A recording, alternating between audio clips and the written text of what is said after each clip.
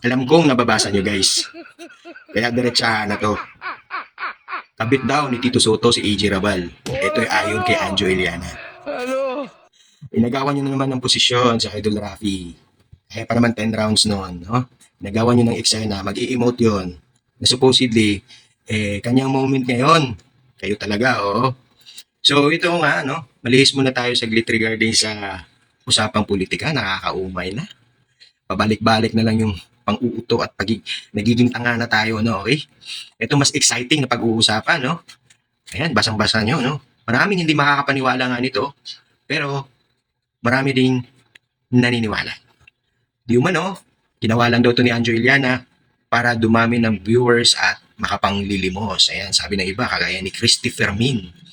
Pero ganun pa man, maraming nagsasabi, especially yung mga kilalang tao na naniniwala daw sila. So, ibig sabihin may something. So, ano kayo magiging reaksyon ni Aljo Rabrinica nito? Baka hindi pa to niya alam at ganito yung nangyayari. Natuwa ngayon si Idol Robos natin, si 10 rounds, kasi dahan-dahan na natatabunan yung issue niya dahil sa pinanggagawa mo, Anjo Eliana. Naku. Ayan, ito naman regarding sa kay anak ni Tito Soto. Ibang usapan naman ito, no? Ayan, nakita ko to, nakuha ko lang to kay Jay Guevara na post, gulat nga ako, and then research ko ano yung mga komento sila naging tita ko pa, sila Christy Fermin, at nakita ko nga yung mga komento nila regarding sa bagay na yan. Ayan, ang saya-saya ng buhay ng showbiz. So marami nga din nagsasabi, no, bakit daw itong mga DDS masyadong lakas tumira sa mga ganyang usapin. Samantalang mga puon naman ng mga DDS, lalo na si Digunyo daw, ganyan din naman ginagawa. So, ang masasabi ko lang dito, naging ganyan yung mga ibang DDS kasi nga kahipokrituhan. Maraming iba, nagbabait-baitan, alam mo, dalit sa mga nangangabit, ganyan. Tapos, ginagawa din naman nila. Samantala yung matanda, open na open. Kahit sa pangangampanya, tawag ng mga babae. So, hindi na binibig deal. Kaya kayo, huwag kayong mapag-ipokrito. Kung meron kayong dungis na maaaring maibato sa inyo pagdating ng panahon, kasi mahirap na. Ganyan katalino, nabibilib ako sa matanda.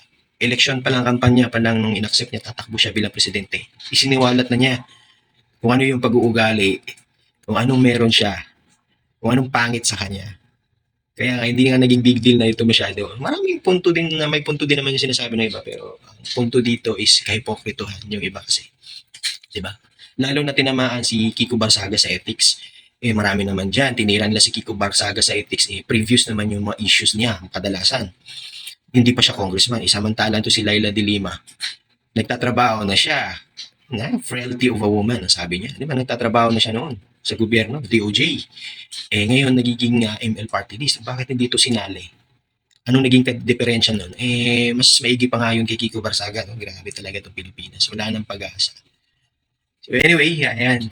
Regards na lang ako sa sa mga idol natin dyan, no? Pakuskus ng kuko. Baka naman